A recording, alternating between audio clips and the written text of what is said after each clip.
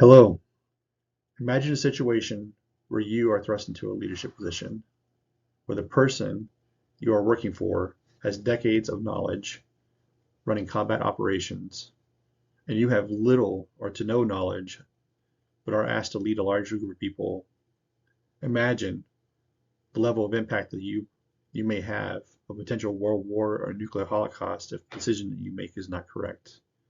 This is the exact premise of the 1995 film Crimson Tide, starring Denzel Washington as Executive Officer or XO Ron Hunter and Gene Hackman as Commanding Officer or CO Frank Ramsey, commanding the submarine USS Alabama.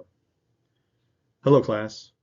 This is Theodore Cameron. Today I would like to just take a few moments to use the knowledge that I've gained over the past 5 weeks to discuss the leadership and followership theories that are displayed throughout this film.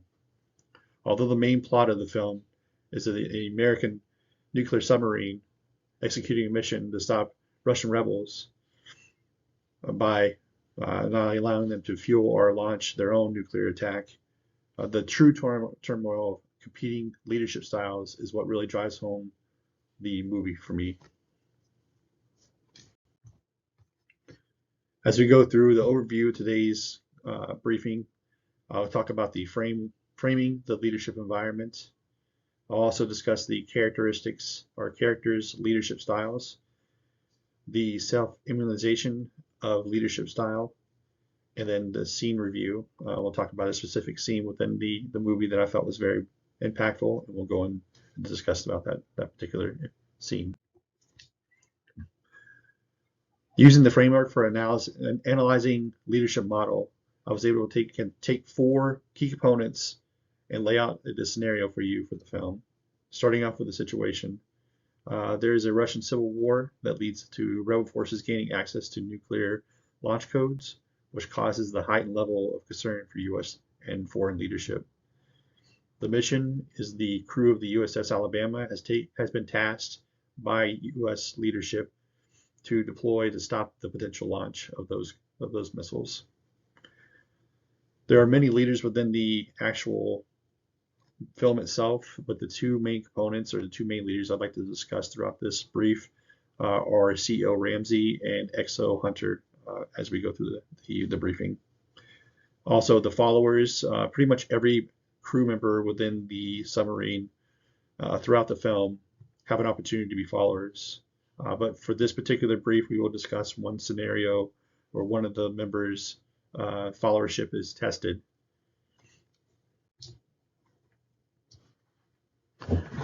Going into the characters' leadership styles, discussing CO Ramsey, his style.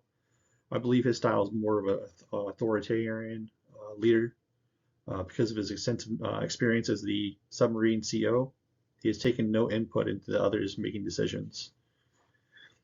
This is also tied with his task-oriented focus in the particular scenes where he's asked to lead the team. In this scenario, he's asked to take out enemy forces when given the order, and he uses his task-oriented mindset to focus in on that. So because of his lack of leadership style flexibility, he is not able to effectively lead the crew, which in turn ties into our discussion of one of our portions of the mission, or the scene within the film that really hits home this authoritarian style. When it comes to XO Hunter, he's more of a situational leader. Throughout the film, XO Hunter changes his leadership styles to match the situation at the moment that is needed. In some situations, he is more of a transformational leader. In others, he's more of a servant or a transactional leader. His wide range of leadership styles lends him to be more of an extremely effective leader within this particular scenario.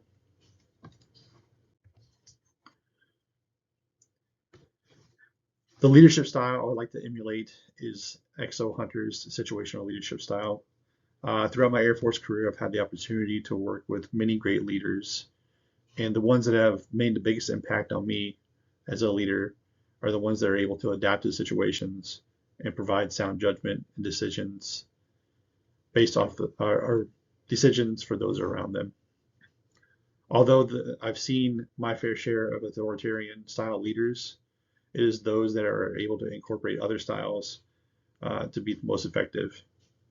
These leaders are when leaders are authoritarian in nature, they tend to lose followers very quickly and most often fail, in my opinion.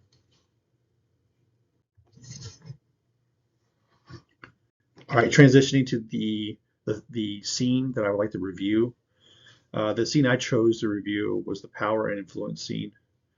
During this scene, CO Ramsey commands the crew to arm their nuclear missiles for launch after receiving an emergency action message from higher leadership. While preparing for the launch, they receive another emergency action message, but just before they are able to receive the full message, they encounter an attack from a rebel Russian submarine, which leaves the submarine's communications system is inoperable. This is when XO Hunter challenged CO Ramsey to halt the arming of the missiles until they were able to read the message that was sent. What follows this request and sets the tone for the rest of the movie and shows the full contrast of the leadership styles between XO and CO.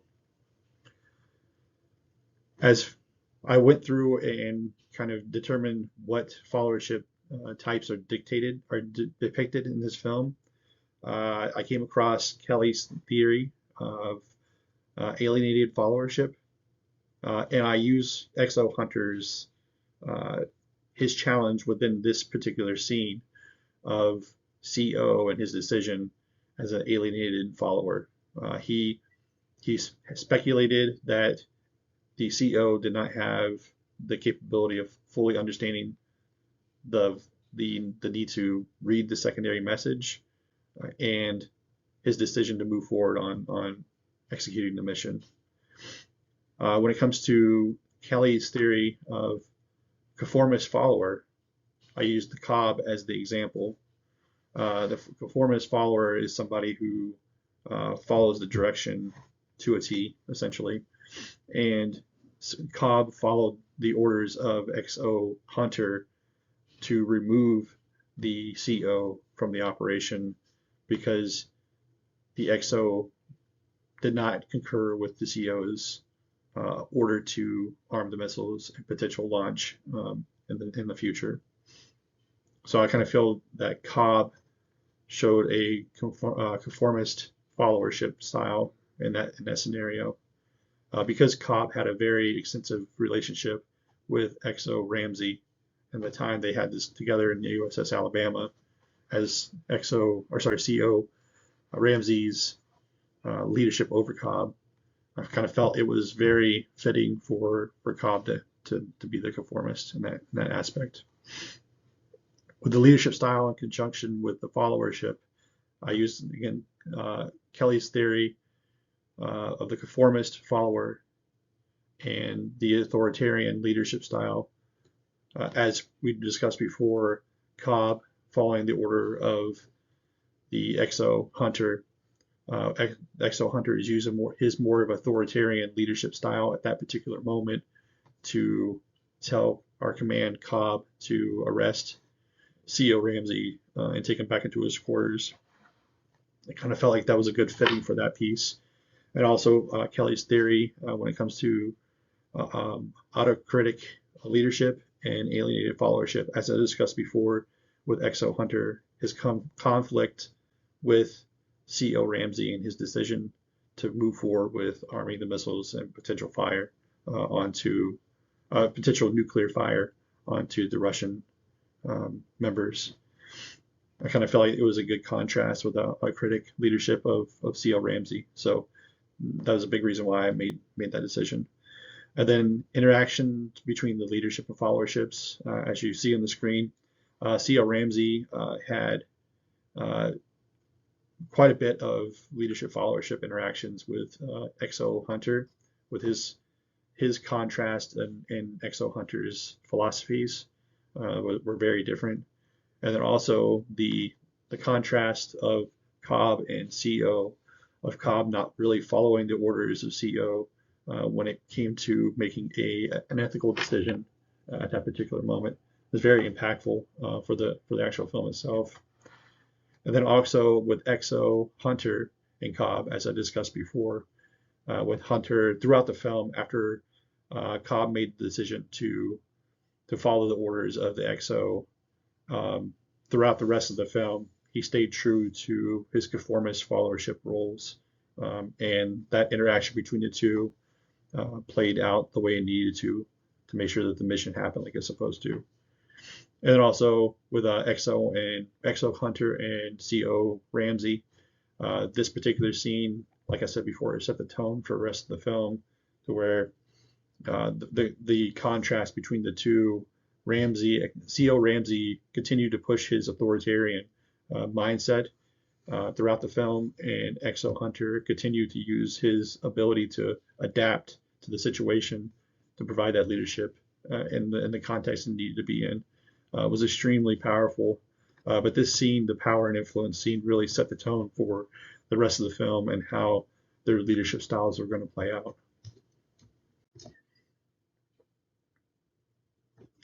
In review, I'd like to talk about in review, we talked about the framing leadership environment. We also discussed the characteristics of each style, so the CO Ramsey and EXO Hunter. We also talked about how I feel, what type of leadership style I would like to have, which is more of a situational leadership style.